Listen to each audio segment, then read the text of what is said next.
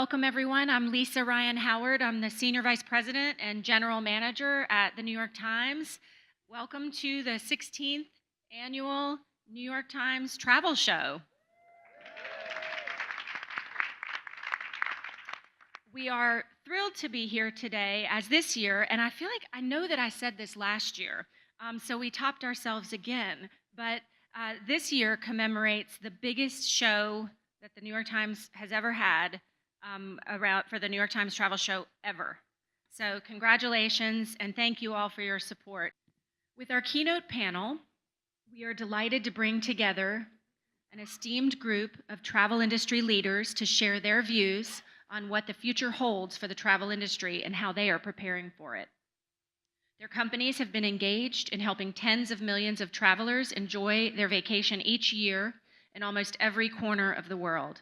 Our moderator for today's keynote is renowned veteran journalist and editor James Shillinglaw, who has been the editor of leading industry travel magazines, including Travel Pulse, Vacation Agent, Agent at Home, Travel Agent, I keep going again, Travel Market Report, and recently, the Insider Travel Report. Our panel includes Kristin Duffy, President of Carnival Cruise Lines, Kristin Karst, Executive Vice President and co-owner of AmaWaterways, Jennifer Tombaugh, President of Tauck, Jackie Friedman, President of Nexion Travel Group, and Lindsay Ueberroth, Chief Executive Officer of Preferred Hotels and Resorts. Please join me in welcoming James and our panel to discuss the state of the travel industry, and thank you. Thank you, Rizan. Okay, thank you, Lisa, and thank you, panelists, for being here. Let's get right into it. And the first question I have, and I'll ask Jennifer first, how does business look like for 2019 so far in your travel segment? And I want to say first off that a year ago you were on this panel, and I said, how come you're the only woman on this panel? We're all out there, you just gotta look. And I said to you at the time it would be different the next year. Yeah, and we made it a bit different. I have to just say, before we get started, that the panel last year was awesome, and I have such respect for all of my fellow panelists. We've already had a lot more fun. I'll just say. So at 19, so if some of you had come to the tour operator panel that we did just prior to this, when you looked at our survey as an industry last October, I think there was incredible optimism. 100% of our members said it's going to be a record-breaking year in 2019. And I think we're all still optimistic, but we're facing some headwinds now. And everybody knows this, right? There's the government shutdown, certainly. There is the, I think sometimes inaccurate reporting about the state of California, the state of the West, the state of the national parks, which are actually welcoming tourists and thriving, the state of the rivers in Europe. Particularly, there's this belief that there's no water in any of the rivers, which is not the case at all. And so I think that we're facing some not only headwinds from a image perception, but then you've got the uncertainty that comes with Mother Nature, that comes with the economy, that happens with every year, right? Whatever's going on politically in the world. So we remain optimistic, and we see great growth, particularly in small ship cruising, in our small group opportunities, and frankly, Europe has come back big time. So we're excited about the year ahead. Okay, and Christine, same question. I mean, how does it look for Carnival this year? This is we have Christine and Christine. So I thought let's go down the list. We'll do Christine and then Christine. So for us, as part of Carnival Corporation, we have 9 world-leading cruise brands, and so one of the beauties of the cruise industry is we can move our ships. But I think, to your point, we have headwinds every year. So whether it's geopolitical, weather, SARS, Zika, and so I think what's happened that's very positive, and I think back to 2008 and 9/11. We are much more resilient, I think. I think American travelers are more. Because I think there was a time where what's going on, what Jennifer just described, would have kept people home, but people don't want to stay home anymore. A vacation anymore is not the same discretionary decision as I think today. People are willing to give up a whole lot of other things before they give up their vacation. Now, for Carnival Cruise Line, which I say we are America's cruise line, the fact that 50% of the U.S. population can drive to a Carnival vacation in 5 hours or less certainly helps us a little bit more with people who are saying what's really going on at the airport and the lines. And so I think for each of us, the circumstances each year may change. I mean, last year we really, probably more than anybody else, with the hurricane season that we had in 2017, 76% of our fleet of 26 ships at that time was impacted. So we certainly felt very different sitting here in January a year ago with the You were also booking able momentum. to move that fleet. That you were able But to we get around. moved around, but we are feeling that there may be pent-up demand for people who last year might have booked their cruise and maybe they didn't. So we're pretty excited and pleased with where things are, and the trade has really been great for us this year. So Wonderful. Jackie, you oversee what you work with 3,000 plus agents at Nexion, and you got a pulse of what they're seeing. Where are you seeing 2019 going? You know, we're really optimistic for 2019 for a couple of reasons. Our parent company, Travel Leaders Group, did a consumer trends survey late in 2018, and over 90% of consumers, of 3,600 consumers that responded to this survey, said that they were definitely going to take one or more trip, and that they were definitely going to spend the same or more money in 2019 travel than they did for 2018. So very, very optimistic there. We're seeing some interesting trends, though. The fact is that more and more of you are wanting a career in travel. Folks love this industry. They want to be travel advisors. And as we see more and more people coming into the industry, it really fuels a lot of growth for the industry. And all of these wonderful products up here need that growth. So very, very optimistic, both from what we're hearing from our consumers and what we're seeing from agents wanting to come, or advisors wanting to come into the industry. And that's a very hopeful sign. It's amazing because I've been in this business now almost 30 years, and to hear travel advisors are on the upswing is a great piece of great news. Kristin, now we'll talk. Yeah, we just heard it. It's all about the experience. It's not about material things anymore. And everyone really wants to go, and nobody wants to miss out anymore on this experience.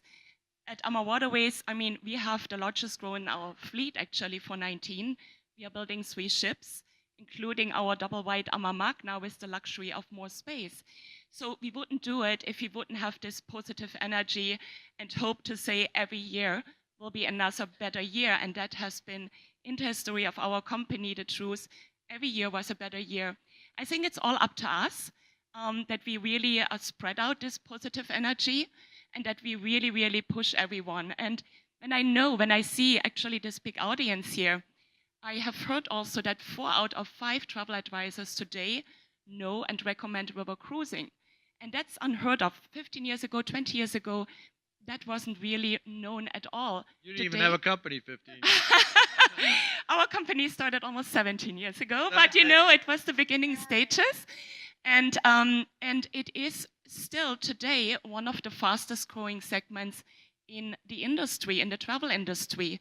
And thanks to you, our partners, we are really moving along very, very well. Inventory is filling fast. Charters are coming in nicely, part charters groups. We just talked about all kind of different groups, what can happen, art in Paris, and so on. France is coming back heavily. France was down. We all know why, terrorism. But we always say what is down 2 years later is up. The same with Africa. After Ebola, it was down. It is up. The ships are selling out into 2020. And I think we just have to remind ourselves, as my fellow panelists here said, that we had to fight through so many things, but we got also more experience how to handle all these ups and downs, and we are very well prepared for the future. Lindsay, same question. What does 2019 look for your hotel group and hotels in general? Well, first, I'm lucky to sit with panelists that all help feed the hotel industry in some way. So I've even though cruising's up, there's hotels on both sides of that generally. So for preferred hotels and resorts, 2019 is starting off well. We're pacing about 12% ahead of last year, which is great for Q1.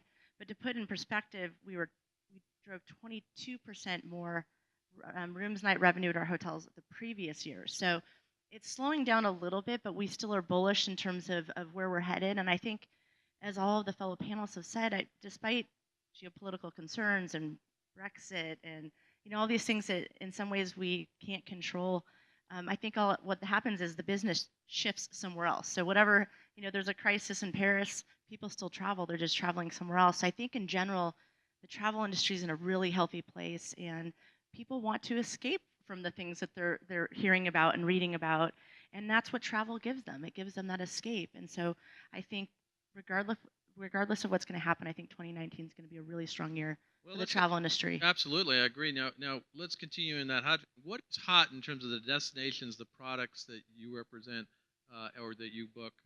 What are the sort of hot stuff for 2019? Let's start actually with you, Lindsay, in terms.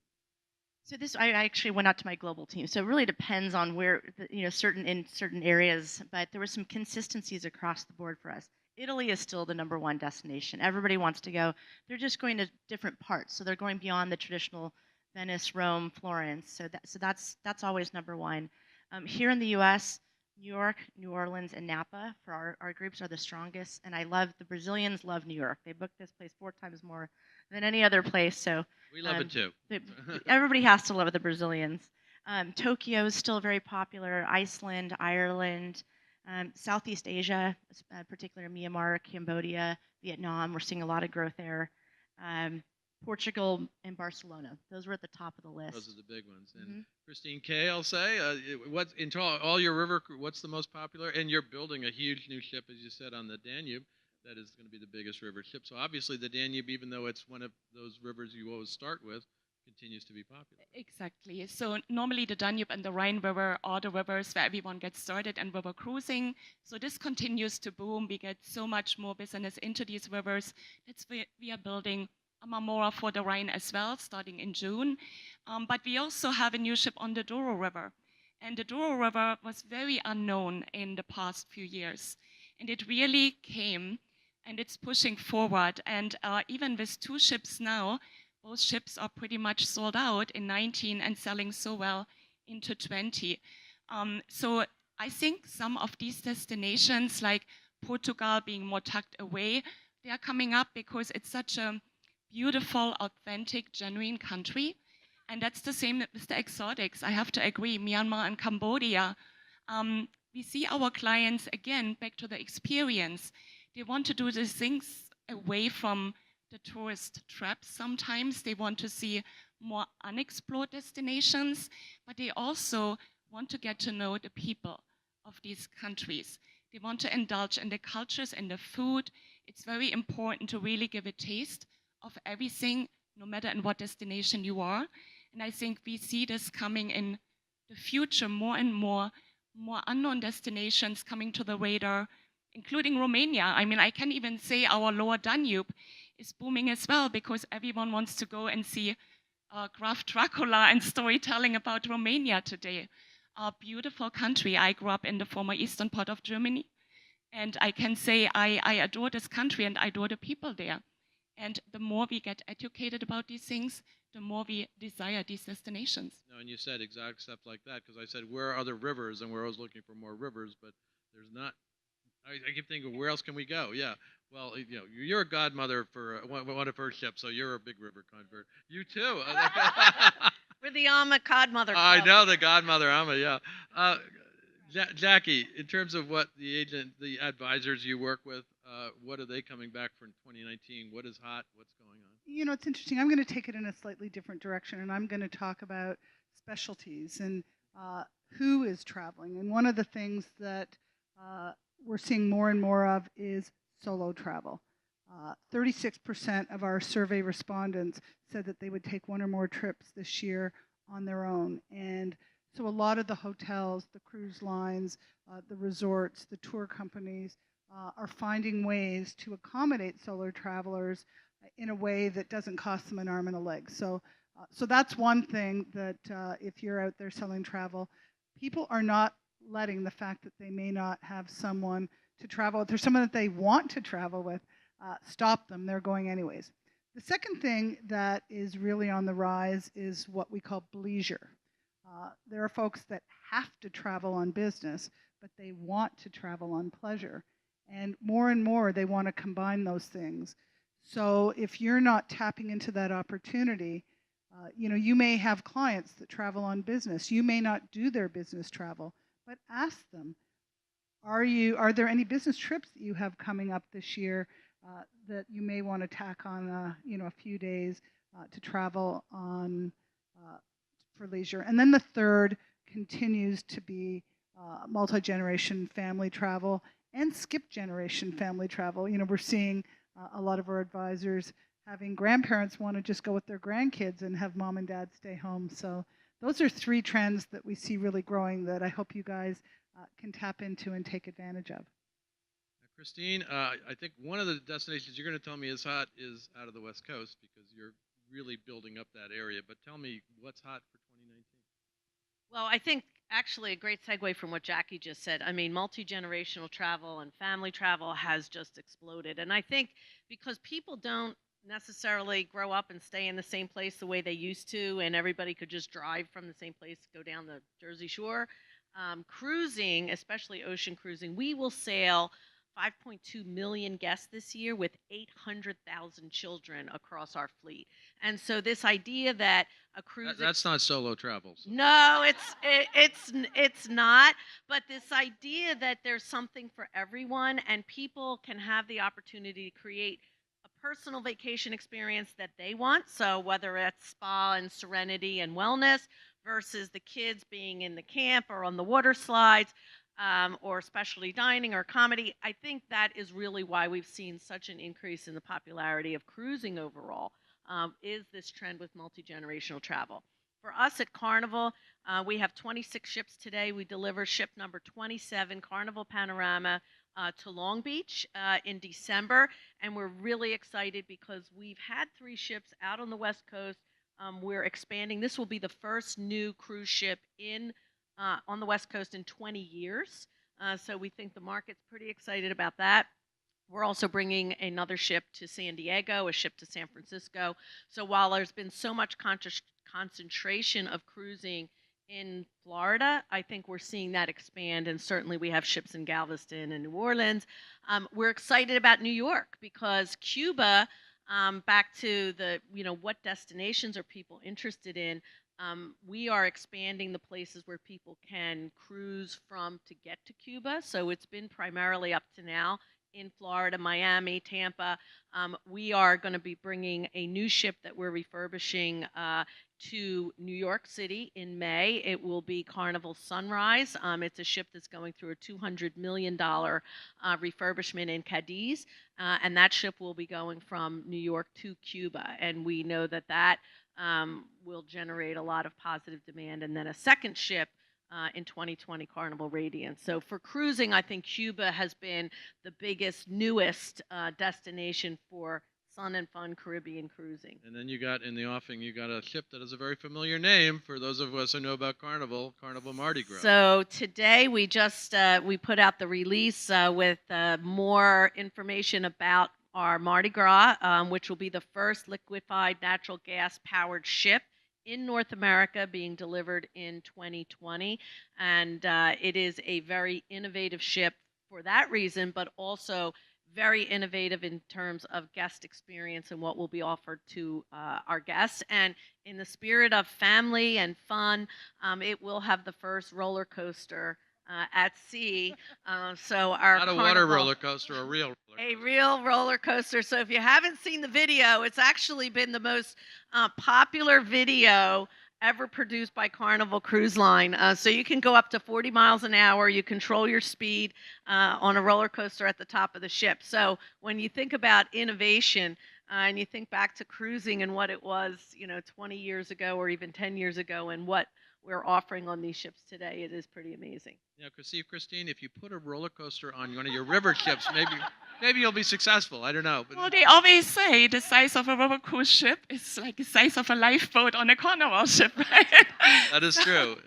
Jennifer, Tauck goes everywhere in the world. What's hot for 2019? Yeah, I'll just say I had my 4 kids on a river cruise last summer, and it felt like a roller coaster for me. So I'm going to answer your question. I just want to just reinforce though your messaging about the family market because we're now in our 16th year of our Bridges program. It was actually my first job at Tauck, was to launch that because we've seen such great demand for time together, right? We're all going a zillion different directions. We don't have time to really connect on a much more personal and intimate way with our families even anymore, given technology and all of that. And so we have seen tremendous growth with our Bridges program overall and all the different places that we go because they're seeking that shared enrichment, but particularly on river cruising because of all of the benefits that were mentioned about what that delivers, about really getting into that experience and having someone else worry about all the details for you so you can really be present with your kids.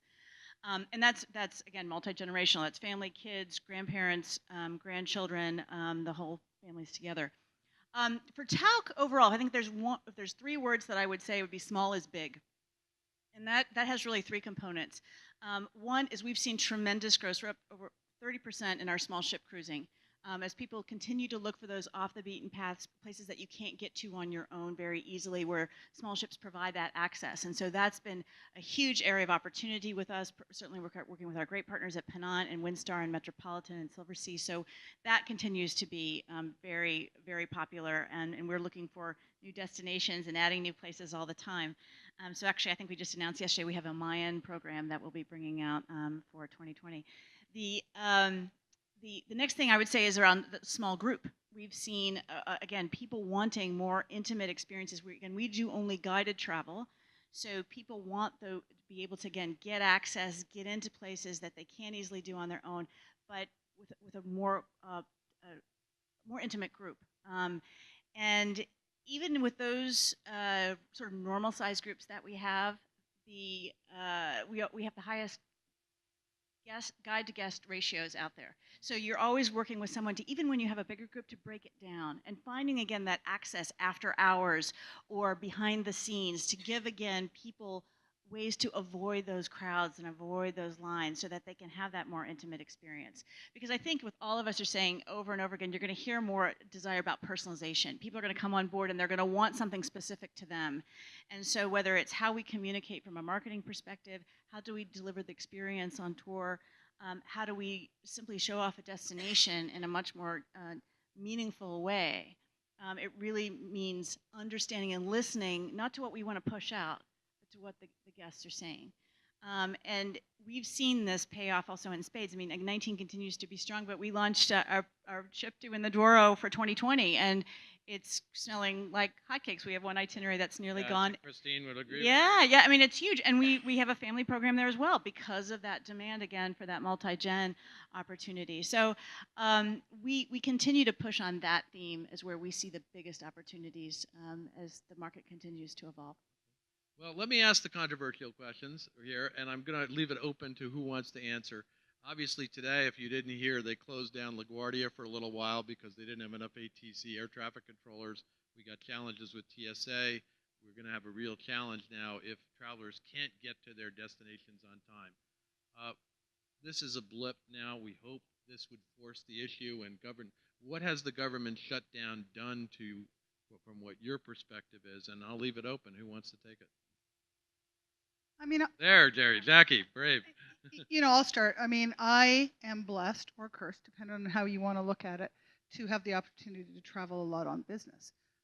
And since the government shutdown has been in place, I haven't seen the inconvenience. So definitely there are spots and terminals in certain airports that have been impacted.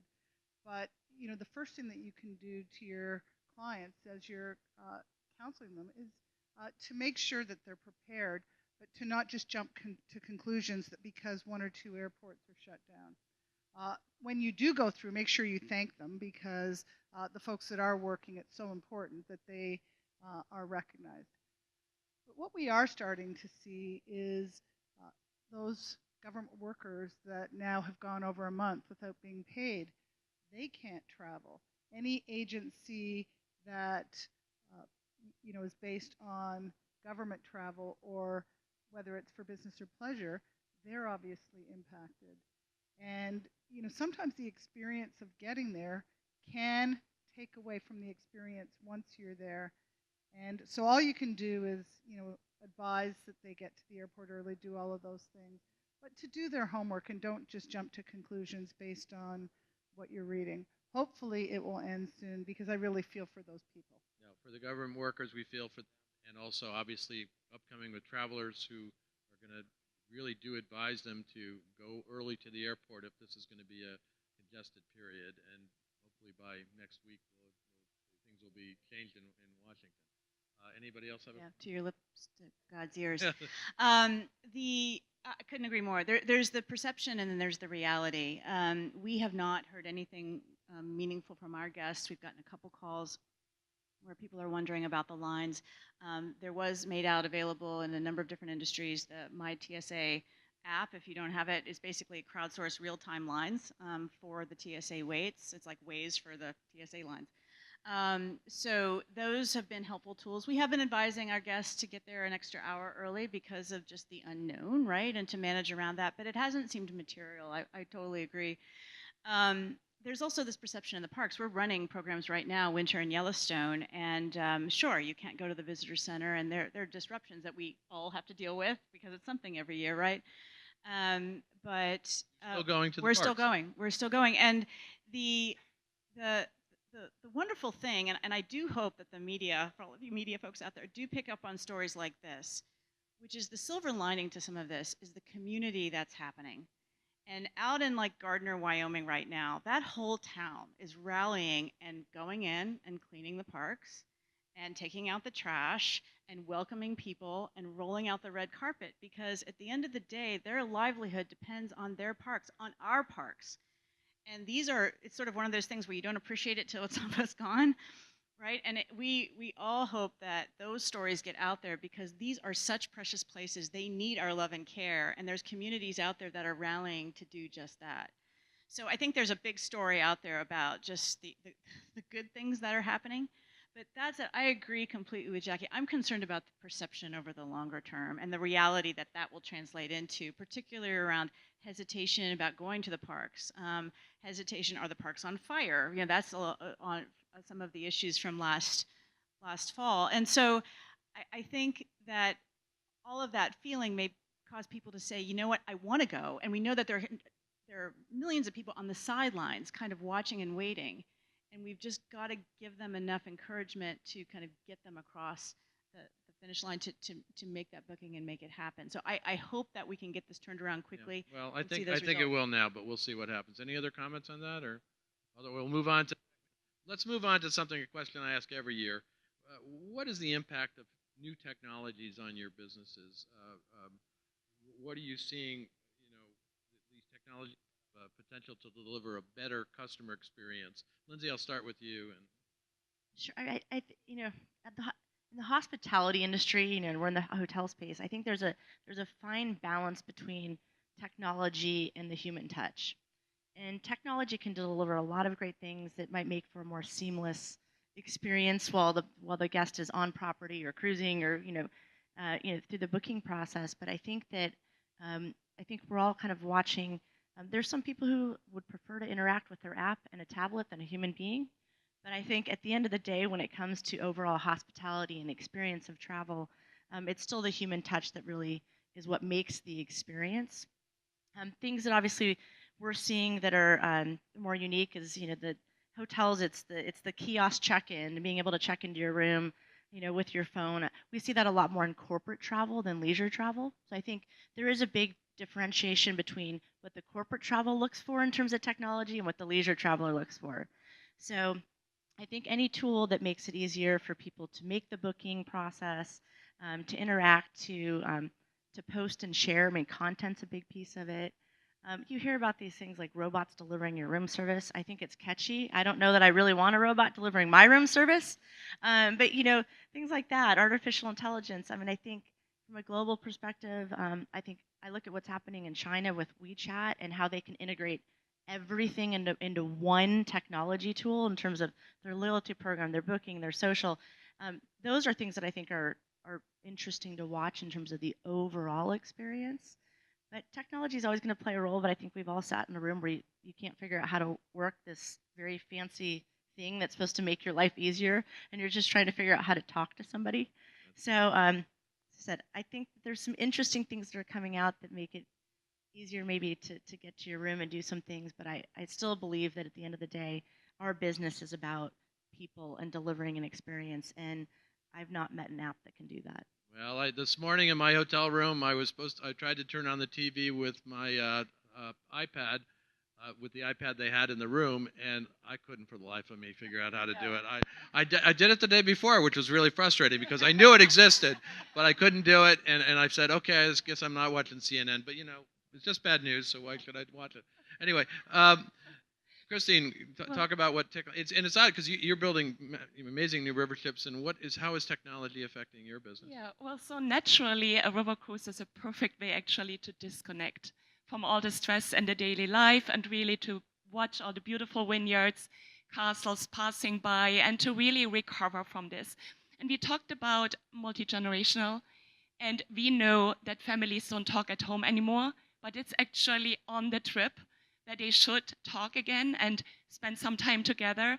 And that's why really we should not be always on our different iPads. So how do you do that? Do you throw their iPads and their cell phones away? Some parents actually have done it. I have watched it. Or you just go around, we're going to collect this in a bag and that's it? And we're not yeah, of course. The truth is in the middle, as Lindsay said as well.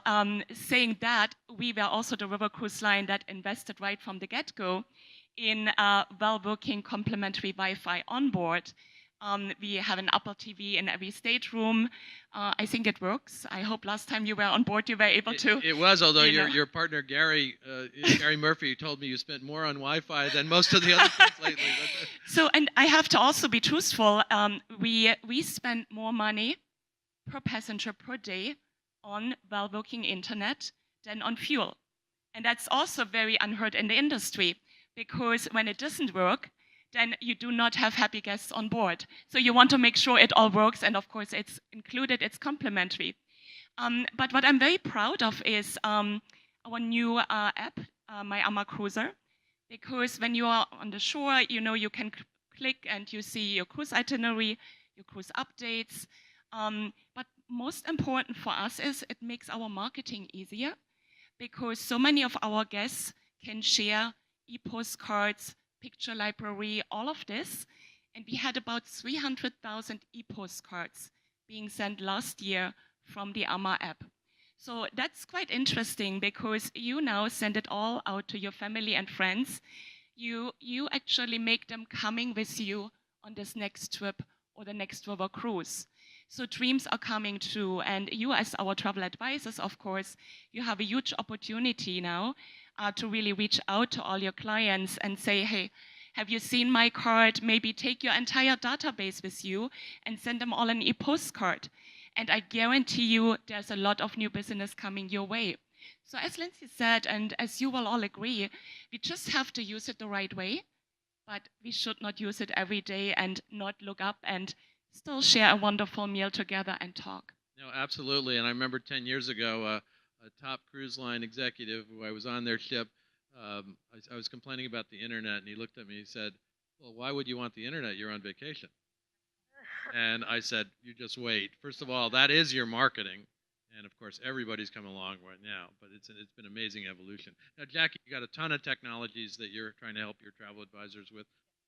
About one or two that really are having an impactful thing this year, especially. Sure. So I have great news for you guys. Siri and Alexa are not out for your jobs. But in reality, the technology that we're focusing on is technology that will help you make those human connections to your customers. So if you are not keeping information about your customers in a good CRM and using that information for relevant marketing, for relevant conversations, then you really, really should be, because artificial intelligence, apps, online travel agencies, even consumer direct sites, they do not and cannot develop the same relationships that you do with your customers. So take that technology and use it to your advantage. to use it to document what you know about your customers and to using very effective permission-based marketing. So those are the areas where we're focusing a lot of investment right now in rolling out products, because the reality is businesses like ours are only successful if our advisors are successful. So we want to put technology in your hands, whether it's for marketing, whether it's to manage your businesses more efficiently, and most importantly, to manage your customer relationships most efficiently. So make technology work for you and not against you. Absolutely. Now, Christine, what's going on with technology in terms of Carnival? I know one of your sister companies, and in fact, a couple years ago, Arnold Donald got up on this stage and held a little tiny disc. And he said, "This is the medallion," right? And he said, "This is going to change your world."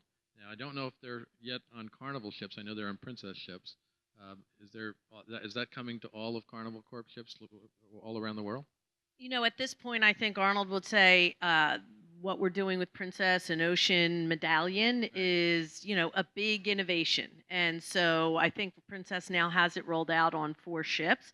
But like many things with technology, we're doing multiple things on a parallel basis. And for us, we, of course, have a mobile app that has been extremely successful for us. More when you think about being on an ocean cruise ship, especially traveling with a large group or I remember going on, this is how old I am, I guess. I remember when we went on a cruise and we bought walkie-talkies as the way that we were going to be able to communicate with each other. Well, through the mobile app, we can be texting as a group and let's meet up at the, Serenity deck or, with you, where's the kids? And so I think for us, we're very practical with the mobile app of what are the things that we know people would like to be able to do that technology can enable.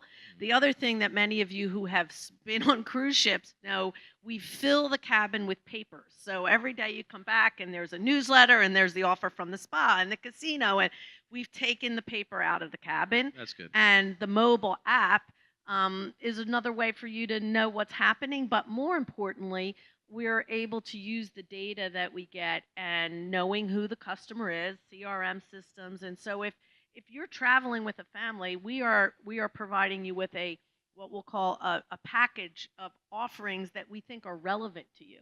I mean, if you're traveling with your family, do you really want to know about what's going on in the casino at midnight? Well, maybe. If you're traveling with your, on a special anniversary, then we think you might want to have a couples massage, and maybe you want to have dinner in the specialty restaurant and a bottle of champagne. So this idea back to personalization, as opposed to blasting every potential thing you could do on a cruise ship, which is what created all the paper, we're really being smarter and more efficient about what we are sharing and offering to you that we think is going to be more relevant, that's going to be more meaningful. And especially as you have so many different offers on board now. I can't keep track, I have to be honest. There's a lot. Now, the other thing that is a new functionality with our app that we think is pretty cool is you can order a pizza on the mobile app and have it delivered to you anywhere on the ship. And so if you take that concept... That's actually kind of scary. I'd be ordering those a little bit. So, so whether that's a pizza and, the next rollout may be a drink or... So it's all about how do we make the vacation experience better, not technology for technology's sake. So I almost hate talking about the technology because it's really more, let's talk about what the technology enables and what makes a difference to the guest and the guest experience. And so that's how we're thinking about it. Jennifer? Yeah, I got to agree. This is about not what's the new shiny toy out there that we have to jump on, but rather where are the real insights about where the customer pain points are, or where there's the moments of delight that technology can enable. So we too rolled out an app across all of our tours and cruises. In June, we had a full rollout and had some great feedback. But it's really interesting because you think all these things that look cool and interesting, guests don't use. And so what they really want to know are, what do I do with my free time? And what are some places that you would recommend that we go to? So it comes back to the personal insights that we tap into from a content perspective from our partners and from our Tauck directors who are unbelievable. So we have several initiatives going on. Again, it's really thinking about more opportunities to ease those pain points pre and post tour. So specifically on the pre-site, it's a lot about finding information that will inform them, so that when they're talking to their travel advisors, have a better understanding of where does they'd like to go. We are we'll invested a lot in a new website that we'll be launching shortly. We have our new app that really was put together not because to have an app, but because guests were specifically asking, when I come in early and I'm not in the hands of a great Tauck director, what do I do with my free time? And so we wanted to give them some tools that weren't paper that could help them with that experience. Since then, we'll continue to add as they start to use it. There's other needs that come up, but a lot of the investment too is on our digital marketing. And I think everybody here is really doing a lot more of that, because we know more and more people are going online to search to find information about where they want to go. And those tools are getting a lot more sophisticated, and the data is getting a lot more sophisticated in how you can mine that to make sure you get the right person searching for, that we match the information we're serving up to the right person, right? And so, because the world's really big out there, and you want to make sure that you're being as effective as you can. And so I think while there's cool new gadgets and all of that, I think it's about making that investment that really makes the difference. I mean, certainly when you're on tour, you definitely need internet to work. We've certainly seen the need over the years, and now have great internet connection on our river cruises as well, because people want that. But we've also said, to the point that you mentioned earlier, on our bridges programs, we put out a letter and said, you know what? So you do have the paper. And Yeah. stuff like that. Well, no, we put it a letter digitally, and this one we do put actually in the mail, because we tell people, this is your time as a family. Turn off the devices. Be together, and we really discourage use on tour. Of course, we're not going to seize anyone's iPad; that would be dangerous. But but we do strongly encourage people to put down their devices and look at each other and relate to the people. Because at the end of the day, it's not the technology. Remember, it's going to be the people that you meet and the conversations that you had, and that story of your daughter visiting Jerusalem when she was 5, and the experiences she had that day. That's what you're going to remember your whole life. Yeah, absolutely. Not what you had on your phone. Yeah. Let's talk about a question here about what's crucial to how many travel advisors do we have in the audience here today? Well, there you go. Congratulations. Thank you for coming. What role will travel advisors play in the future, which we always worry about when compared with OTAs and direct bookings and other forms of distribution? Anybody wants to take that? Lindsay, let's get Lindsay, and then we'll. Sure. I think, thank you, travel advisors, for being here. I know they used to say that they're going to disappear and fall off the earth. I totally disagree. I think you're more important than ever. I think as we talked about the complexities of travel now, whether it's multi-gen or solo travel, I think, and people are traveling further and more remote than ever. And I see this definitely in adventure travel, but also luxury travel. I mean, this is where travel advisors are not just booking hotel rooms and flights. I mean, they're planning what you're providing a guest, an OTA can't. And I think that that's really the difference. And you're providing so much more value than ever, not only planning multi-destination and complicated trips, but it's all of those experiences. And you have access and knowledge that you would have to spend hours and days researching on the internet to create. And I think that's where the travel advisor is becoming even more and more important. I'm excited to see there is growth in this area. People do see it as a career. And so that's been refreshing. So we see it, I mean, the OTAs are never going to go away as well. They play an important role. I think we have to accept that as part of it. But I think it's I would say it's better for corporate travel and kind of more direct versus some of these complicated, truly experiential trips. Any other comments on travel advisors? Yeah, absolutely. I mean, for us at AmaWaterways, you are the foundation of our business. More than 97% of our business is booked by you. So give yourself really a hand of applause here. We couldn't be successful without you. And I completely agree. Today, in our digital world, we spend so much time on searching in websites, and there are so many different options that you actually can save the client the time, because you know exactly what's going on. You go on different trips, you can qualify, you have so many of your guests coming back and reporting back from there, so you can take their advice as well.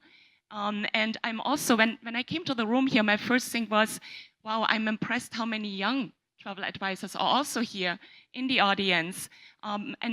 You know, I'm European, and when I moved to the United States, for me that was the first thing 20 years ago when I thought, okay, in Europe everyone is very young advising about travel, and here I saw a lot of more older folks in the audience, and I'm very happy to see this shift again, because our millennials also, they need you.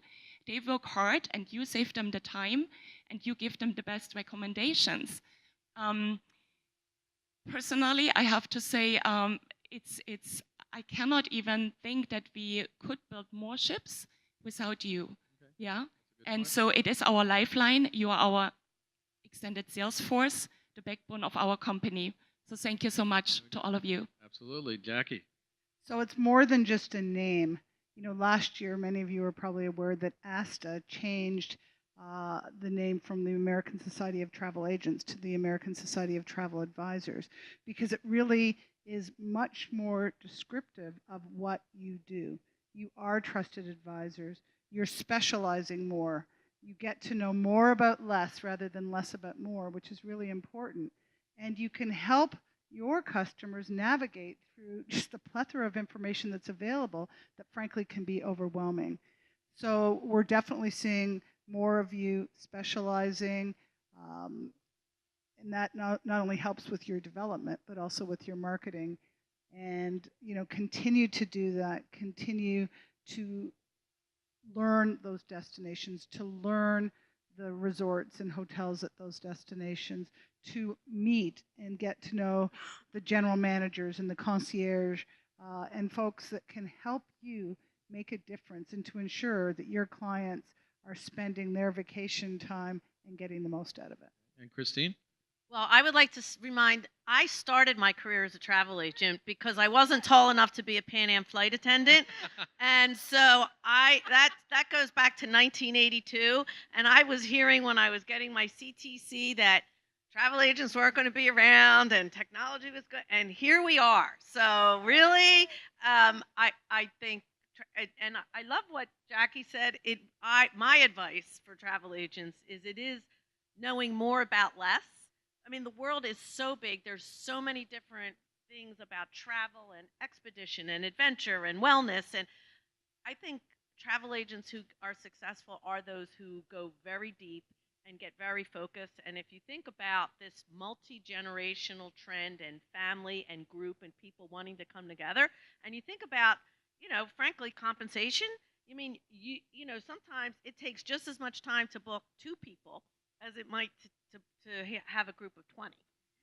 And so I really think if I were a travel agent tomorrow, I would really focus on this trend that I don't think is going away, which is people wanting to come together and travel with friends or family or reunions or affinity groups, because we all love a book club. I mean, next week I will be on our new Holland America ship where Oprah Winfrey is our godmother, and it's a girls' weekend. So, all these. Is that why sort they of put me on the earlier specialty. cruise? And I was there 2 weeks ago. They didn't let me. But I think there's just so many of these niche opportunities. But I think focusing matters because it's too hard to know something about everything. The world's gotten too big. Absolutely. And one more question after this, but Yep. you make your question. I want to just say that when you're not feeling well and you think your health is off, you go to a doctor, right? Because it's too overwhelming to understand. You can't self-diagnose, right? When you have money that you want to invest, you go to a financial advisor, someone who can guide you through all the choices that you have. When you want a return on your time, which is the most precious thing that we all have, besides being our physical ability to do it, is travel. And you want someone who is knowledgeable enough that can help and guide you to the best experience that you have, because you can't return a vacation. And I completely agree. We as an industry fulfill a fundamental human need, which is about delighting people and bringing people together. And we need this as a planet right now. And so what you all are doing makes an enormous difference. And it's so refreshing to me. Just in the last week, I've had 2 friends who are putting sort of more independent travel trips together say, I never thought about using a travel advisor, but I'm going to. And I think that speaks volumes to the work that you're doing and the opportunity that's ahead for us. Well, now we're getting the high sign, but the question that everyone wants to know in the room, a lot of people, because obviously the composition of this panel, what are the opportunities in the travel industry? You've all reached the very height, of your respective segments, profession. What are the opportunities for women that are in this industry? And I guess I'll start with Jackie because I know she has been thinking about this. No, I have. So first of all, by show of hands, how many of you would describe yourselves as entrepreneurs? Do you own your own business? Therefore, you are all the CEOs of your own business. And so I think it's really important that the dynamic of the industry is changing a little bit, and more folks are looking for that entrepreneurial experience. However, if you are interested in moving up and moving into a senior position in a company or organization other than your own, then tell someone about it. Don't just you plan what you're looking for, what you want to do. Find out who might be able to help you. Who do you know in that organization? Work on your personal development plan, not on just what will make you better today at what you're doing today, but also on what will prepare you for where you may want to go in the future. But if you don't say something, and if you don't share your goals, and if more importantly, you don't have goals, then it's going to be difficult to get there. So there really is no barrier. A lot of the barriers in here, but make it happen. And if that's what you want, then go for it. But for those of you that are CEOs of your own company, that's great too, and the industry needs that. Okay. And Kristin Duffy, you got to be president of Carnival. And I started as a travel agent, I guess consultant or advisor, whatever we want to call ourselves. So yeah. I think the potential for everyone in this industry is limitless. I think for women, and we've always had more women in the travel industry, we never had enough or as many women in senior roles. I think that is changing. But I think to Jackie's point, to be successful, you don't have to be the CEO in a corporation, because a lot of women opt out because they want to be entrepreneurs and they want to have the flexibility that comes with that. And so I think one of the things we're not doing enough of is talking to people, young people in colleges and universities, about careers in the travel industry. People don't, you ask a college student what they want to do, they either want to be an investment banker, or they want to be working for Google, or they're going to be a consultant. There are phenomenal jobs in all parts of this big travel industry, and I think we all need to do a better job grabbing the best, brightest, because it's a phenomenal industry. And once you're in it, why would you want to go work for it's whatever? Well, it is addictive. Yes, certainly is addictive. Now, Jennifer, also, what do you think of the career opportunities? I would agree. I mean, look, it's an industry powered by women. It's the majority of the time the decision maker is the woman. We all have, as women, we have great insights about how that all works, and how women are different than other, or even among the different segments of women, how people are behaving and acting in all of their travel planning. So we have a lot to offer at Tauck. 75% of our team is women. 40% of our executive team is women. I agree. It's not exactly where we want to be, but we're getting there, and it's changing, and it's exciting, and I have to tell you, it's a heck of a lot of fun. And it's not just because it's fun and it's a great group of people, but because we bring a diversity to the decision making that's been proven by every business school, every set of research, that the more diversity that you have on your board and in your executive team, the better decisions you make and the better financial returns you have. So I think I agree with everything you all said, and I think it just behooves us all as an industry to embrace the opportunities for women unanimously. Yeah. Lindsay, same question. I saw the hook come out. So it's okay. You know what? Yeah, it's fine. I love it. But no, I agree with everything up here. I can't wait for the day that we never get asked the question about what's the difference between men and women. So I'm really proud to sit up here with this panel. I think there's great opportunities, but I look forward to that not being a question. So I'm excited about the fact we're seeing things change dramatically. And Christine, when I just want to tell you all, go with your passion, and you will never be 100% ready. But don't think that you cannot do it. No matter if it's the next promotion or your own business, just go for it. Volunteer, raise your hand. Otherwise, you might not be considered. And this enables you then to really empower more and more female or male leaders, it doesn't matter, but really leaders in the industry. So thanks so much for having us here. Yeah, on thank the panel you. today. Please give them a hand. This is a great panel. Thank you very much for coming out.